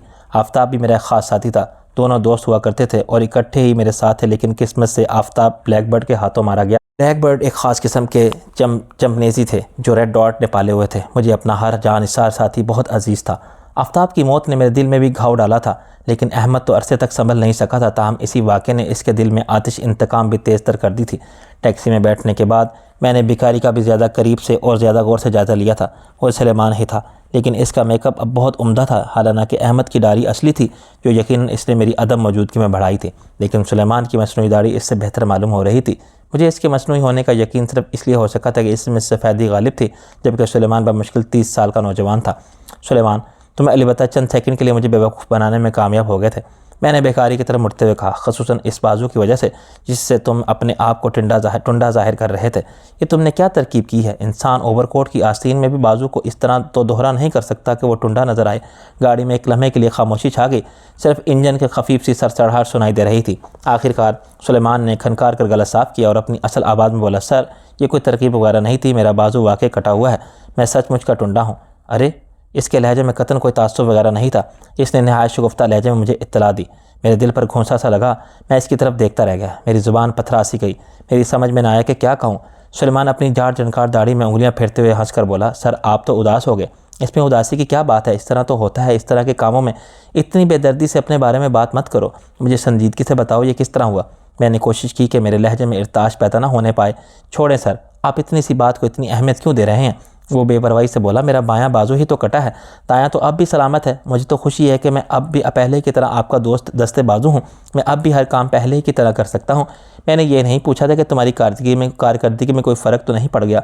मैंने कदरे तेज़ी से कहा, मैंने जो पूछा था सिर्फ उसका जवाब दो। तुम्हारा बाजू कैसे कट गया? किसने काटा? तब वो नज़र झुकाते हुए धीमे से लहजे में बोला, सर आपको याद होगा रेड डॉट की एक मखलूक उड़ती हुई आती थी। हाँ, मुझे अच्छी तरह याद है। मैं इतने लंबे अरसे गायब नहीं रहा हूँ कि ये सब बातें भूल जाता, और ना ही मेरी याददाश्त इतनी कमज़ोर है। रेड डॉट की तो हर बात वैसे भी मुझे कब्र में जाने तक याद रहेगी। अब तो इसके सिवा कोई बात इतनी ज़रूरी महसूस ही नहीं होती कि इसे याद रखा जाए। मैं तेज़ी से यह सब कुछ कहता चला गया। सर वो गोताखोरों जैसे लिबास में होते थे और इनकी पुश्त पर एक मुख्तसर सा बॉक्स होता था। गालिबन इसी में वो मशीनरी होती थी जिससे वो उठते थे। सुलेमान अब भी मुझे गोया भूली बसरी बातें याद दिलाए जा रहा था। इसके अलावा इनके सीने पर भी एक बॉक्स बंधा होता था जिनसे छोटी छोटी चमकीली तिश्तरियाँ सी तेज़ी से घूमती और उड़ती हुई निकलती थी, जो हर चीज़ में से गुजर जाती थी। अच्छा, मैंने गहरी सांस लेकर सीट के पिछते से टेक लगा लिया। तो तुम्हारा बाजू इनमें से किसी तिश्तरी के रास्ते में आ गया था? जी सर। इसके लहजे में अब भी शगुफ्तगी थी। बाजू बिल्कुल इसी तरह कट गया था जैसे ब्लेड से साबुन का कोई पतला सा तार। फिर इसकी उलझी मूँछों में हरकत पैदा हुई। वो मुस्कुराया था। हर बात का कोई ना कोई रोशन पहलू होता है सर, जो बाज़-औक़ात हमें नज़र नहीं आता। अब यही दुख लीजिए कि मेरे मामले में बात सिर्फ एक बाजू पर टल गई। इससे मेरे लिए कोई ख़ास फ़र्क नहीं पड़ा। वो तिश्तरी मेरे सीने से भी गुजर सकती थी, मेरे दिल को 2 हिस्सों में तकसीम करती हुई भी निकल सकती थी। मैं कम अज़ कम ज़िंदा तो हूँ और एक बार फिर आपसे मिल रहा हूँ। मेरे लिए ये बड़ी खुशी की बात है। बस सुलेमान, अब मेरा इतना भी दिल दुख रखने की कोशिश मत करो। मैंने धीरे से इसका कंधा थपक कर कहा। इसी लम्हे इसने नहायत आहिस्ती से मुड़कर देखा। मुझे अंदाज़ा हो गया वो इत्मीनान कर रहा था कि कोई हमारा ताक़ुब तो नहीं कर रहा। मैंने गर्दन घुमा कर देखने की जहमत नहीं की। इसने मुतमईन होकर अपने कशकोल में से बिस्कुटों का एक मुड़ा तुड़ा सा डब्बा और ऐसे ही एक आध दूसरी चीज़ एक तरफ को खिसकाई। इनके नीचे एक मोबाइल फ़ोन मौजूद था। इसने कशकोल गोद में रखा हुआ था। मोबाइल फ़ोन इसमें से निकाले बगैर इसने नंबर पंच किया, फिर फ़ोन उठाकर कान से लगाया। सर, वो दूसरी तरफ से कोई आवाज़ सुनकर मुअद्दबाना लहजे में बोला, मैं A1 बोल रहा हूँ, चौधरी साहब पहुँच गए हैं। फ़ोन पर दूसरी तरफ से खफीफ सी आवाज़ भी मुझे सुनाई दे रही थी, लेकिन मैंने अल्फाज समझने के लिए इस तरफ तवज्जो ज़्यादा नहीं दी। मुझ पर इस वक्त खफीफ सी बेजारी का दौरा पड़ा हुआ था और जहन पर इस वक्त कुछ यादों की यलगार भी थी। जब मैं लाहौर से फ़रार हुआ था, सुलेमान को फ़ोन पर गालिबन कुछ हदायत दी जा रही थी। चंद सेकंड बाद ही इसने यस सर कहकर सिलसिला मुनक़ता कर दिया था और अहमद की तरफ मुतवज्जा हुआ, जो टैक्सी ड्राइवर के फ़राइज़ अंजाम दे रहा था, या फिर शायद आजकल इसने मुस्तक़िलन यही रूप धारा हुआ था। तो अब तुम्हारे कोई और सर भी हो गए हैं? मैंने गहरी सांस लेकर कहा। ये कौन साहब हैं? सर, ये हमारे आर्जी सर हैं, सुलेमान ने जवाब दिया। लेकिन है कौन? मैंने अपना सवाल दोहराया। ये आपको जल्द ही इनसे मिलने के बाद मालूम हो जाएगा, सुलेमान शरीर से लहजे में बोला। वो गोया सस्पेंस पैदा करने की कोशिश कर रहा था। ठीक है, तुम्हें अगर मास्टर ऑफ सस्पेंस बनने के लिए यही मौका मुनासिब लग रहा है तो बन लो, मैंने ठंडी सांस लेकर कहा। वह अहमद से मुखातिब हुआ। हेडक्वार्टर पहुंचने की जल्दी नहीं है सर ने कुछ ठहर कर आने की हिदायत की है। तुम गाड़ी और भी आहिस्ता चलाओ, बल्कि चाहो तो गाड़ी वापस घुमाकर 1-2 मील का फालतू चक्कर काट लो। इधर उधर घूमने के लिए चूँकि कोई और रास्ता नहीं था, इसलिए अहमद ने इसकी हिदायत पर अमल करने की गरज से गाड़ी वापस मोड़ ली। इससे पहले मैं नोट कर चुका था कि गाड़ी चकलाला एयरपोर्ट की तरफ जा रही थी। एक लम्हे की खामोशी के बाद मैंने कहा, मैंने इस्तांबुल से सेठ रमज़ान से कराची बात की थी, इससे पता चला था कि तुम कराची में हो। तुम क्या मेरी आमद का प्रोग्राम मालूम होने के बाद ही यहाँ पहुँचे हो? जी हाँ, मैं इस वक्त इत्तफाक से कराची में था जब मुझे सेठ रमज़ान नज़र आ गया और मैं इससे मिल बैठा। दर हकीकत अब हम लोग चाह ही रहे थे कि आप वापस आ जाएं। हम आपका सुराग लगाने की कोशिश कर रहे थे। मैं इसी सिलसिले में कराची गया हुआ था। सेठ रमज़ान से मुलाकात बहुत फ़ायदेमंद ही रही। वो बड़े काम का आदमी साबित हुआ। इसने परसों कराची में मुझे आपके सारे प्रोग्राम से मुत्तला कर दिया था। मैं कल ही इस्लामाबाद पहुंचा हूं। आपके प्रोग्राम का पता चलते ही पहली फ़्लाइट पकड़ ली थी। इसी हुलिये में मैंने इसकी बात काटते हुए पूछा। नहीं सर, वो धीरे से हंसा। ये हुलिया जहाज़ में बैठने के लिए नहीं था। मुझे पूरे जहाज़ के मुसाफिरों को अपनी तरफ मुतवज्जा नहीं करना था। इस वक्त हमें दूसरों की तवज्जो से बचने की ज़रूरत है, इसलिए हम गली कूचों में रेंगते हुए कीड़े बने हुए हैं जिनकी तरफ देखते हुए भी लोग नहीं देखते। ये अच्छा ही हुआ कि आपकी फ़्लाइट इस्लामाबाद की थी। दर हकीकत हम सब साथी यहीं जमा हैं। क्यों, यहाँ जमा होने की क्या ज़रूरत आन पड़ी? मैंने दरियाफ्त किया। मोबाइल फ़ोन को दोबारा कशकोल में छुपाते हुए बोला, आप काफ़ी अरसे बाद वापस आए हैं सर। इस दौरान यहाँ बहुत कुछ हो चुका है। बहुत से इनकलाबात आए हैं, बहुत से तग़य्युरात रोनमा हुए हैं। आप आहिस्ता आहिस्ता इनके बारे में जान सकेंगे और आपके लिए बेहतर यही है कि मरहलावार इन बातों से वाकिफ़ हों। ओहो, मैं सिर्फ इतना ही कह सका। खिड़की के शीशे पर सर्दी की वजह से मामूली सी धुंधलाहट फैली हुई थी, लेकिन बाहर अब सुबह का उजाला नज़र आने लगा था। सड़क के दोनों तरफ सुबह की धूप धीरे धीरे अपना कुंदनी दामन फैलाने लगी थी। माहौल की यकबस्तगी कुछ दूर होती महसूस हो रही थी, लेकिन मेरे अंदर जैसे एक बेउनवान सी यकबस्तगी धीरे धीरे कदम जमा रही थी। एक लम्हे की खामोशी के बाद सुलेमान बोला, सर एक बुरी खबर, अलबत्ता मैं आपको अभी सुना दूँ तो बेहतर होगा। इसने ये कह तो दिया था, लेकिन इससे आगे बोलने का गोया इसका हौसला नहीं पड़ा। कहो कहो, मैंने मुस्कुराने की कोशिश की। मुझे मालूम है यहाँ कुछ अच्छी खबरें मेरी मुंतज़र नहीं हैं, लेकिन मैंने हर खबर सुनने का हौसला अपने अंदर पैदा कर लिया है। तुम्हें जो कुछ कहना है कह डालो, मरहलों वगैरह की परवाह मत करो। सर सब दर मर चुका है। हमें अफसोस है हम इसे नहीं बचा सके। सुलेमान ने नहायत धीमे लहजे में कहा। मेरे अंदर फैलती हुई यकबस्तगी कुछ बढ़ गई। एक लम्हे के लिए मैं शायद फिर कुव्वत गोयाई से महरूम हो गया। खामोशी शायद गाड़ी के अंदर ही नहीं फैली थी, बल्कि मेरे वजूद में भी उतर गई थी। रेड डॉट से मेरी आखिरी मार्का आरई लाहौर में वज़ीर ख़ारजा हफीज़ साहब के आबाई मकान से शुरू हुई थी, जिसके बाद मैंने फ़ैसला किया था कि जान बचाने के लिए मेरा किसी तरफ को निकल जाना और रूपोश हो जाना ज़रूरी हो गया था। रेड डॉट वालों को कुछ देर मुगालते में रखने और मिसगाइड करने के लिए मैंने सफदर को अपनी तरह और अपनी जगह लेने के लिए तैयार किया था। इसके कद काट और शक्ल सूरत में मेरी शबाहत थी। अनवार नामी एक बहुत अच्छे मेकअप मैन ने इस पर मज़ीद मेहनत करके इसे बिल्कुल मेरा हम शक्ल बना दिया था। मैं इसे अपनी जगह छोड़कर मेकअप मैन के घर से ही एक गवाले के बहरूप में निकल गया था, लेकिन रेड डॉट के लोगों ने बहुत दूर तक मेरा ताक़ुब किया था, जिससे मुझे अंदाज़ा हुआ था कि ये मेरा ब्लफ कामयाब नहीं रहा था। मेरे ख्याल में इस सूरत में तो सफदर को कोई गज़न नहीं पहुंचनी चाहिए थी।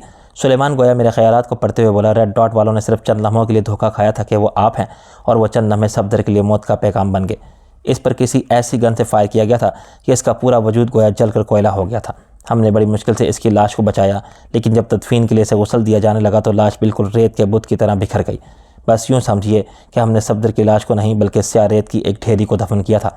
वो अल्फाज नहीं, जहर की बूंदें थी जो मेरे लहू में शामिल हो रही थी और नस नस में आग सी लगा रही थी। सुलेमान गोया इस शहर की अजियत को कुछ कम करने की गरज से बोला, ये मत समझिएगा कि हमारे पास आपको सुनाने के लिए कोई अच्छी खबर नहीं है। अच्छी खबरें भी बहुत सी हैं, हमारी कुर्बानियाँ ज़ाया नहीं गईं। अहमद ने इसी दौरान टैक्सी को एक बार फिर वापस मोड़ लिया था। हम दोबारा चकलाला एयरपोर्ट की तरफ जाने वाली सड़क पर रवाना थे। जल्द ही हम एक ऐसी जगह जा पहुँचेंगे जहाँ सड़क से काफ़ी दूर कच्चे में खाना बदोशों की एक बस्ती नज़र आ रही थी। इससे कुछ और पीछे खासे फासले पर गालिबन किसी किस्म का तामीराती काम जारी था। बहुत से खैमे लगे नज़र आ रहे थे। कुछ आर्जी से कमरे भी तामीर किए गए थे। भारी मशीनरी भी इधर उधर खड़ी नज़र आ रही थी। बिल्डोज़र, डंपर, मिक्सर और न जाने क्या कुछ था। कहीं कहीं गालिबन खुदाई हो चुकी थी। मिट्टी के बहुत बड़े बड़े अंबार नज़र आ रहे थे। पानी के टैंकर भी खड़े थे। लगता यही था किसी बहुत बड़े प्रोजेक्ट पर काम हो रहा था। वहाँ तक जाने के लिए आर्जी सी एक नीम पुख्ता सड़क भी बनाई गई थी, जो खाना बदोशों की बस्ती के करीब से होकर गुजर रही थी। अहमद ने गाड़ी इस सड़क पर मोड़ ली थी। चंद लम्हे बाद हम खाना बदोशों की बस्ती के करीब जा पहुँचे। वो खाना बदोशों की वैसी ही एक बस्ती थी जैसी अमूमन शहरों के गिरदोनवा में कहीं नज़र आती थी। वो सीधा और पेबंद ज़्यादा कपड़ों के खैमे, टाट और चटाइयों के बेहंगम छप्पर, छोटी मोटी झोंपड़ियाँ, गर्जिए रिहाइश के लिए वहाँ कई तरह की चीज़ें मौजूद थीं, लेकिन सब की सब इंसान के गुर्बत व अफलास की काबिल रहम तस्वीरें थीं। इन्हें देखकर एहसास होता था कि करोड़ों रुपए मालियत के पुरतैश महलों में नामुतमिन रहने वाला और हर वक्त दौलत की छीन छपड़ में मसरूफ़ रहने वाला इंसान किस किस हाल में ज़िंदा रह लेता है, सर्वाइव कर जाता है। अहमद गाड़ी को झोंपड़ियों और खैमों के दरमियान ही तंग और टेढ़े मेढ़े रास्तों से गुजारता आखिरकार एक जगह जा रुका था जहाँ सामने ही लकड़ी के एक बोसीदा तख्त पर 4-5 मखलूकुल हाल अफराद बैठे ताश खेल रहे थे। किसी के तन पर मैली अटंगी और पैबंदज़दा शलवार थी तो कमीज़ नहीं थी। कोई मुख्तसर धोती और वास्कट में था। किसी के तन पर गालिबन किसी की उतरन में मिली हुई घिसटी पट्टी पतलून थी जिसमें बेल्ट की जगह औजारबंद नज़र आ रहा था। कोई खेलते वक्त अपने मुंह से मक्खियाँ उड़ा रहा था। कोई लंबे लंबे उलझे हुए बालों से भरा सर खुजा रहा था। वो एक तरह की बंद गली थी। इसमें एक तरफ घड़े में गंदा पानी खड़ा था, इसके करीब ही कुछ फलों के छिलके पड़े थे जिन पर मक्खियाँ भिन भना रही थी। एक औरत चोली और लहंगा पहने पानी का एक कनस्तर उठाए खैमे में जा रही थी। मैं अभी दुख की धुन से नहीं निकल रहा था।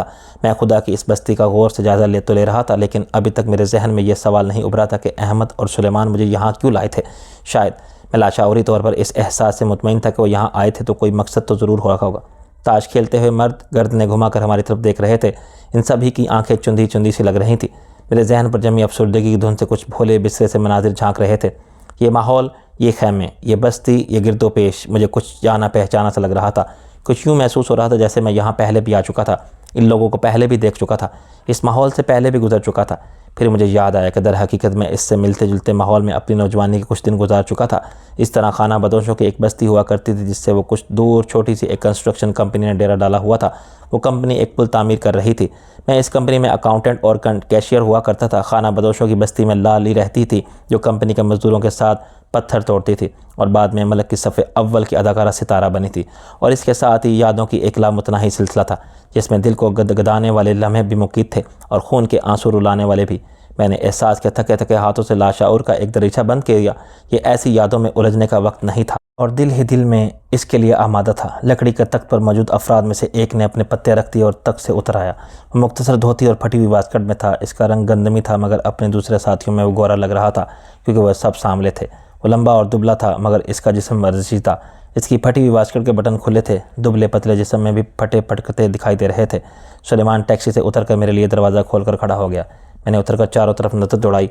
बस्ती हैरत अंगेज़ तौर पर पुरसुकून मालूम हो रही थी। चारों तरफ एक अजीब सी खामोशी छाई हुई थी। गंदी रंगत वाले दुबले पतले उधेड़मर शख्स ने आगे बढ़कर मुझसे मुसाफा किया। इसका हाथ मजबूत था। इसके पतले पतले होंठों पर खफीफ मगर पुरअसरार सी मुस्कुराहट थी। इसकी गहरी सी आंखें इस मुस्कुराहट का साथ नहीं दे रही थी और हर तासुर से आरी दिखाई दे रही थी। इसके सर पर मुख्तसर सी पगड़ी थी और कान पर बेड़ी अटकी हुई थी। जिस अंदाज से वो उठकर आगे बढ़कर मुझसे मिल रहा था, इससे मैं यही समझा कि वो इस बस्ती का सरदार या इस किस्म की कोई और मुअज़्ज़िज़ शख्सियत होगी। अहमद भी टैक्सी से उतरकर मेरे बराबर आन खड़ा हुआ था। वो मुझसे मुखातिब हुआ, सर आप इन लोगों से मिलें, बातचीत करें, गाड़ी की ज़रूरत हो तो इनमें से किसी से भी कह दीजिएगा, गाड़ी हाजिर कर दी जाएगी। मैं चलता हूँ, मेरी इस्लामाबाद होटल पर ड्यूटी लगी हुई है। ड्यूटी? कैसी ड्यूटी? मैंने गहरी नज़र से इनका जायज़ा लिया तो वो बड़ा पुराना टैक्सी ड्राइवर मालूम हो रहा था। सर मैं चंद गैर मुल्कियों की निगरानी कर रहा हूँ जो वहाँ मुकीम हैं, अहमद ने जवाब दिया। तो मैं इस ड्यूटी पर किसने लगाया है? मैंने पूछा। सर आप यहाँ बैठेंगे, बातें करेंगे तो आपको सब कुछ मालूम हो जाएगा। मैं अब चलता हूँ। इसने मुझे सैल्यूट किया और गाड़ी बामुश्किल रिवर्स करके वापस रवाना हो गया। मेरा हाथ अभी तक इस सरदार टाइप शख्सियत के हाथ में था। किसी ने इससे मेरा तारुफ नहीं कराया था, लेकिन इसने मुझे सही नाम से मुखातिब किया और इस वक्त मुझे हैरत का खफीफ सा झटका लगा जब इसने रवानी से अंग्रेज़ी में कहा, वापसी मुबारक हो मिस्टर चौधरी, आप बड़े अच्छे वक्त पर आए हैं। हम आपकी आमद के मुंतज़िर थे। अच्छा वक्त? मैंने अपने गिरदो पेश पर एक नज़र डालते हुए कहा, क्या ये सब अच्छे वक्त की निशानियाँ हैं मिस्टर? इसने हल्का सा कहका लगाया। हाँ मिस्टर चौधरी, अच्छा वक्त अच्छे माहौल और अच्छी चीज़ों का नाम नहीं। अच्छा वक्त वो होता है जब हालात आपके हक़ में अच्छे होते हैं और किसी के आने का सबसे अच्छा वक्त वो होता है जब इसकी ज़रूरत महसूस की जा रही होती है। वो मेरा हाथ थामे मुझे एक करीबी खैमे की तरफ ले चला जो दूसरे खैमों की निस्बत बेहतर हालत में था और बड़ा ही मालूम हो रहा था। खैमे में दाखिल होने से पहले वो रुक कर मुस्कुराते हुए बोला, ये भी अच्छा हुआ कि आपने मुझे नहीं पहचाना मिस्टर चौधरी। ये भी मेरी कामयाबी की एक छोटी सी दलील है। एन इस वक्त जब आप इस बात पर खुश हो रहे हैं, मैंने आपको पहचान लिया है नफीस साहब, मैंने ठहरे ठहरे लहजे में कहा। इन्होंने एक और हल्का सा कहका लगाया। वो इस वक्त बहुत खुश मालूम होते थे, वरना वो तो धीमा सा भी कहका लगाने वाले आदमी नहीं थे। नफीस साहब मुल्क की सबसे बड़ी खुफिया एजेंसी के सरबराह थे। मैं जब रेड डॉट की कहानी लेकर मजबूरन इनके पास गया तो इनका रद्दअमल कुछ ऐसा ही था जैसे मैंने इन्हें कोई फ़र्जी और मुखय्यरुल अक़ल कहानी सुनाकर इनका कीमती वक्त ज़ाया किया था। ऐसी कहानी जो कतई तौर पर मेरे तख़य्युल की पैदावार थी। मुझे अपनी और अपने साथियों की बका की इतनी फ़िक्र नहीं थी, लेकिन मुझे जब थोड़ा बहुत पता चला कि रेड डॉट की वजह से हमारे मुल्क को क्या क्या ख़तरात लाहक थे तो मेरे रोंगटे खड़े हो गए थे। हालांकि वो मालूमात मुकम्मल नहीं थी, महज जुज़वी थी। वो पूरी फ़िल्म नहीं, सिर्फ ट्रेलर था। लेकिन इसे देखकर हम कम अज़ कम इन लोगों की तो रातों की नींद और दिन का चैन हराम हो सकता था, जिन्हें मुल्क से ज़रा भी दिलचस्पी और मोहब्बत थी। नफीस साहब ने मेरी खूब दिलचस्पी की थी और मुझे मायूस करने में कोई कसर नहीं उठा रखी थी, लेकिन मैंने हिम्मत नहीं हारी थी और इन्हें कायल करने की कोशिश जारी रखी थी। मैं इनके पास काफ़ी बड़ी सिफारिश के साथ गया था। इन पर कुछ दबाव भी था। आखिरकार इन्होंने मुल्क की दूसरी 2 खुफिया एजेंसियों के सरबराहों समेत मेरे साथ एक मीटिंग रखी थी, लेकिन नतीजा इसका भी ढाक के 3 पात वाला ही रहा था। ताहम रस्मी तौर पर इन्होंने दूसरी दोनों एजेंसियों का भी ताउन हासिल कर लिया था और इस मकसद के लिए जो एक कमेटी से बनाई गई थी, इसके वो खुद इंचार्ज थे। यानी रस्मी तौर पर रेड डॉट के सिलसिले में अगर कुछ किया जाता तो इस किस्म की तमाम तर कार्रवाई इन्हीं की निगरानी में, इन्हीं की मनसूबाबंदी और अहकामात के तहत होती। लेकिन अफसोस की बात सिर्फ ये थी कि इस किस्म की कोई कार्रवाई शुरू होने की नौबत ही नहीं आ सकी। एंड इस जगह जहाँ वो खुफिया मीटिंग मुनअक्किद हो रही थी, एक गाड़ी धमाके से उड़ गई और इनका एक आदमी मारा गया। इसके बावजूद इन्हें मेरी बातों पर यकीन नहीं आया था और वो अपने वसाइल को हरकत में लाते दिखाई नहीं दिए थे। कम अज़ कम इस वक्त तो दिखाई नहीं दिए थे जब तक मैं इस्लामाबाद और लाहौर में रहा था। अगर वो मेरा साथ देते तो शायद मुझे जान बचाने के लिए दूर दराज इलाकों की तरफ ना भागना पड़ता। मुझे इनको पहचानने में ज़रा सी ताख़ीर इसलिए हुई थी कि इनमें वाकई सर से पाँव तक इनकी असल शख्सियत की कोई मामूली सी झलक भी मौजूद नहीं थी। और सुर्ख व सफ़ेद आदमी थे, लेकिन इस वक्त गंदे भी नज़र आ रहे थे। इनकी आंखें नीली थीं, लेकिन इस वक्त स्याह नज़र आ रही थी। पहले वो क्लीन शेव हुआ करते थे, लेकिन इस वक्त इनकी दाढ़ी मूछें खूब बड़ी हुई थी। चाल ढाल, हरकत और सकनात सभी कुछ बदला हुआ था। इसके अलावा वो सिर्फ नाम की हद तक ही नहीं बल्कि वाकई हर लिहाज से एक नफीस आदमी मालूम होते थे। लेकिन इस वक्त कुछ ऐसी खुरदरी और करख्त शख्सियत के मालिक नज़र आ रहे थे जैसे पैदा ही इस तबके और इस माहौल में हुए हों। सच्ची बात तो ये थी कि मैं ऐसे किसी मकाम पर इनकी मौजूदगी का तस्वुर भी नहीं कर सकता था, क्योंकि वो एक ऐसे अहम शख्स थे जो पसे पर्दा रहते हुए हुकूमतों को बनाने और गिराने में अहम किरदार अदा कर सकते थे। वो बेशक एक खुफिया एजेंसी के सरबराह थे, लेकिन इनकी हैसियत एक बहुत बड़े और नहायत ताकतवर ब्यूरोक्रेट की ही थी। मुझे तवक्का नहीं थी कि इतना बड़ा ब्यूरोक्रेट जो घर और दफ्तर दोनों जगह बेपनाह आराम और आसाइश की ज़िंदगी गुजारने का आदी था, खाना बदोशों की बस्ती में खाना बदोशी के रूप में मौजूद हो सकता है। मैं यहाँ इनकी मौजूदगी का तस्वुर नहीं कर सकता था, इसलिए भी मुझे इनको पहचानने में ज़रा देर लगी थी। फिर भी इनके अंदाज से यही ज़ाहिर था कि मैंने इन्हें इनकी तवक्का से पहले पहचान लिया था। शायद इनका ख्याल था कि मैं इनके अंग्रेज़ी बोलने के बावजूद इन्हें नहीं पहचान सकूँगा। नफीस साहब, आपका मेकअप बहुत उम्दा है। मैंने खेमे में दाखिल होते ही इन्हें दाद दी। मेकअप से ज़्यादा अहम वो रवैया होता है जो आप किसी शख्सियत में ढल जाने के लिए इख्तियार करते हैं। नफीस साहब बोले, अगर आप बोरियां ढूंढने वाले मजदूर बने हों लेकिन आपका रवैया बोरियां ढूंढने वाले मजदूर जैसा ना हो तो मेकअप का कोई फ़ायदा नहीं होगा। दुरुस्त है, मैंने तस्लीम किया। इस सूरत में आपको मेरे साथ अंग्रेज़ी में बात नहीं करनी चाहिए थी। मेरा तुम्हें सस्पेंस में मुब्तला रखने का कोई इरादा नहीं, क्योंकि मैं तुम्हारे लिए खाना बदोश नहीं बना हूँ। नफीस साहब ने मुस्कुराते हुए जवाब दिया। इनका इस तरह मुस्कुराहट और खुशखल्की के साथ मुझसे बात करना भी मेरे लिए कदरे हैरान कुन था, क्योंकि इनसे मेरी आखिरी मुलाकात तक इनके रवैये में सर्द महरी रखाई और बेएतबारी बरकरार थी। लेकिन अब कुछ ऐसा लग रहा था जैसे इनके ज़ाहिरी हुलिये में ही नहीं, इनके रवैये में भी इनकलाब आ चुका था। खेमे के अंदर कोई नहीं था, लेकिन वो लोग जो बाहर तख्त पर बैठे नफीस साहब के साथ ताश खेल रहे थे, उठकर हमारे पीछे पीछे अंदर आ चुके थे। खेमे में साजो सामान एक औसत दर्जे से खाना बदोश से बेहतर था। कदरे साफ़ बिस्तर, तकरीबन सही सालम, चारपाइयाँ, खाना पकाने के लिए मिट्टी के तेल का स्टोर, बर्तन और बैठने के लिए मूड़े वगैरह मौजूद थे। सामान इतना अच्छा भी नहीं था कि कोई इसे एक खाना बदोश के खेमे में देखकर शक में पड़ जाता, और इतना बुरा भी नहीं था कि इसे इस्तेमाल करना एक मुसीबत होती। नफीस साहब ने मुझे एक मूड़े पर बैठने का इशारा किया और ख़ुद मेरे मुकाबिल बैठ के। हमारे पीछे पीछे आने वाले 3 अफराद भी खामोशी से इधर उधर बैठ के वो सब एक टुक मेरी तरफ देख रहे थे, गोया मैं इनकी नज़र में किसी और सैयारे से आने वाली मखलूक था। नफीस साहब इनमें से 2 की तरफ इशारा करते हुए बोले, अगर तुम ज़रा जहन पर जोर दो तो शायद इन 2 हजरात को भी पहचान लो। मैंने बारी बारी इन दोनों की तरफ देखा और कहा, मैंने जहन पर जोर दिए बगैर ही पहचान लिया, ये बाकरी साहब और ये शहरियार साहब हैं। दोनों हजरात मुल्क की बाकी 2 खुफिया एजेंसियों के सरबराह थे, लेकिन इनके हुलिये भी बिलाशुबा इतनी उम्दगी से बदले हुए थे कि इनके करीब जाने वाले भी इन्हें मुश्किल से ही पहचान सकते थे। मुझे याद था कि मैं इनमें से शहरियार साहब नहायत उम्दा किस्म के सिगारों के रसिया थे, लेकिन अब इस वक्त वो एक बीड़ी का सिरा मिट्टी में दबाने कश लिए जा रहे थे और चुटकी बजाकर राख झाड़ रहे थे। इनके जिस्म पर फटा हुआ कोट और बसीदा शलवार थी और इन्होंने सर पर एक मैला चिकट मफलर बांधा रखा था। मेरी बात सुनकर इन दोनों हजरात ने खफीफ सी मुस्कुराहट के साथ यूँ इस बात में सर हिलाया जैसे वो टीवी कैमरे के सामने मौजूद कोई मेहमान थे, और मैंने कंपेयरिंग के फ़र्ज़ अंजाम देते हुए इनका तारुफ़ कराया था। मैंने एक चारपाई से टेक लगाते हुए कहा, मुझे खाना बदोशों की इस बस्ती पर अश्क आ रहा है जिसमें इतने बड़े बड़े लोग इन हुलियों में मौजूद हैं। मैं तो इस किस्म की सूरत हाल का तसव्वुर भी नहीं कर सकता था। नफीस साहब ने भी अपने कान पर से बेड़ी उतार कर सुलगाई और गहरा कश लेकर बोले, तुम्हारी इत्तला के लिए अर्ज़ है कि ये आम खाना बदोशों की बस्ती नहीं है। ये बस्ती हमने ही बसाई है, हमने ही इसमें हकीकत का रंग भरा है, लेकिन दर हकीकत इसमें कोई हकीकी खाना बदोश मौजूद नहीं। यहाँ मौजूद सब लोग हमारी एजेंसियों के आदमी हैं। बहुत खूब, मैंने सर हिलाया। आपने अपनी दानत में बड़ी कामयाबी से इस बस्ती में खफी हकीकत का रंग भर दिया है। बेशक इसे देखने वाला कोई भी शख्स इस पर किसी किस्म का शुबा नहीं कर सकता, लेकिन मैं अब गौर कर रहा हूँ तो मुझे एक कमी महसूस हो रही है। नफीस साहब ने बेड़ी का कश लेते हुए सवालिया अंदाज में हमें उचकाई। मैंने अपना तारीख चश्मा उतार के इसके शीशे साफ़ करते हुए कहा, मुझे इस बस्ती में खैमों और झोंपड़ियों के सामने नंग धड़ंग मफलूकुल हाल बच्चे खेलते नज़र नहीं आए, जो शोर मचाते हुए हमारी टैक्सी के पीछे भागते और इसके बम्पर वगैरह पर लटकने की कोशिश करते। नफीस साहब ने एक लम्हे के लिए ज़रा ज़ोर से आंखें बंद कर लीं। शायद वो अपने स्याह कॉन्टैक्ट लेंस की मौजूदगी को महसूस कर रहे थे। फिर वह इस बात में सर हिलाते हुए बोले, तुम्हारा मुशाहिदा तेज़ है। बस्ती में घुसते ही तुमने एक खामी नोट कर ली जिसे कोई और शायद ही महसूस कर सके। बहरहाल एक ऐसी बात नहीं है कि इस बस्ती में बच्चे मौजूद ही नहीं हैं। हमने चंद बच्चों का भी इंतज़ाम कर रखा है, अलबत्ता इस तरह बेहिसाब बच्चे नहीं हैं जिस तरह किसी खाना बदोश बस्ती में होने चाहिए, क्योंकि खाना बदोश प्लानिंग के कायल नहीं होते। शहरियार साहब को खनकार कर गला साफ करते हुए बोले, वैसे इस बस्ती में औरतें भी कम ही हैं। क्या मैं पूछ सकता हूँ कि इस पैराने में ये बस्ती बसाने की आपको क्या ज़रूरत पेश आ गई? मैंने दिल में मचलते हुए इस सवाल को आखिरकार ज़ुबान पर लाते हुए कहा, ये ज़रूरत हमें रेड डॉट की वजह से पेश आई है।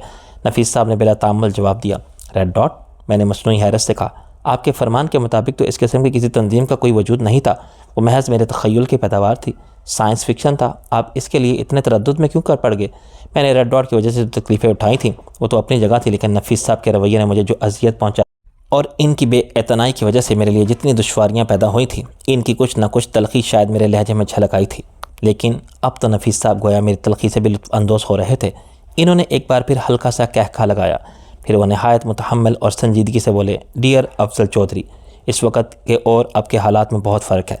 तुम्हारी गैर मौजूदगी में बहुत इनकलाबात आ चुके हैं। इस वक्त जब तुम रेड डॉट की कहानी लेकर हमारे पास आए थे, इस वक्त मेरा इस सिलसिले में बेएतबारी का मुजाहरा करना और बज़ाहिर तुम्हारी बात पर यकीन ना करना भी हमारी हिकमत अमली का एक हिस्सा था। क्या? मैंने बेयकीनी से इनकी तरफ देखा। मैं सच कह रहा हूँ, नफीस साहब बदस्तूर संजीदा थे। इसी दौरान नफीस साहब के तीसरे साथी ने, जो मेरे लिए अजनबी था, स्टोव पर चाय तैयार कर ली थी और नहायत सस्ते लेकिन साफ़ सुथरे मगों में लाकर हमारे सामने रख दी थी। ना जाने क्यों इस खैमे के माहौल में इन मगों से उठती हुई चाय की महक मुझे बहुत भली महसूस हुई, हालांकि मैं चाय वगैरह कुछ ऐसा शौकीन नहीं था। नफीस साहब अपना मग उठाकर पुरख्याल अंदाज में इसमें झांकते हुए बोले, तुम जब रेड डॉट की कहानी लेकर हमारे पास आए तो दर हकीकत वो हमारे लिए नई नहीं थी। ये मेरे लिए एक और हैरत अंगेज़ इंशाफ था।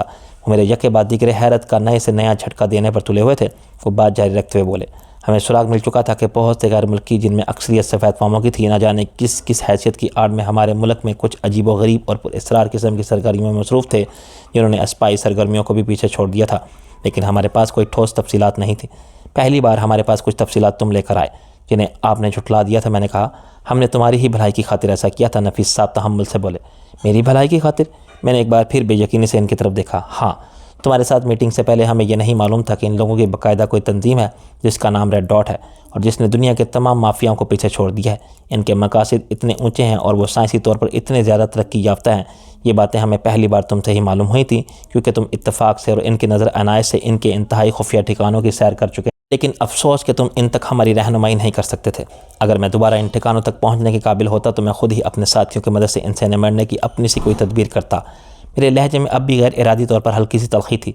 मैं आपके पास इसलिए तो दौड़ा दौड़ा आया था कि आप तक ही इसीलिए इतनी बड़ी सिफारिश के साथ अप्रोच किया था कि आप इतनी बड़ी ताकत के मालिक हैं, आपके पास इतने वसाइल हैं, आप इनका पता चलाएं और इनसे निमटने के लिए कोई तदबीर करें। ये मुल्क कौम की सलामती और तहफ़्फ़ुज़ का मसला था। दुरुस्त है, हम तुम्हारे इस जज्बे के हमेशा कदरदान रहेंगे। तुमने अपनी जान को ख़तरे में डालकर इन लोगों की हदायत के ख़िलाफ़ वर्जी की थी और हमसे रब्ता कर लिया था, हालांकि इन्होंने तुम्हें बहुत सख्ती से इस किस्म की किसी कोशिश से मना किया था। नफीस साहब बोले, मैं बड़ी उम्मीदें लेकर आपके पास आया था। मेरे लहजे में अब भी कर्ब था। हमें खूब अच्छी तरह अंदाज़ा है। नफीस साहब ने तफ़हीमी अंदाज में सर हिलाया।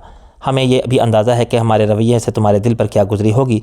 तुम्हारी जगह कोई और होता तो इतनी ही बुलवतनी का कोई काफ़ी समझकर इस किस्म की कोशिशों से हाथ खींच लेता और अपनी जान की फ़िक्र करता या हाथ बांध कर दोबारा रेड डॉट के सामने हाजिर हो जाता और इन्होंने जो पेशकश की थी, जो लालच दिए थे, इन्हें कबूल कर लेता।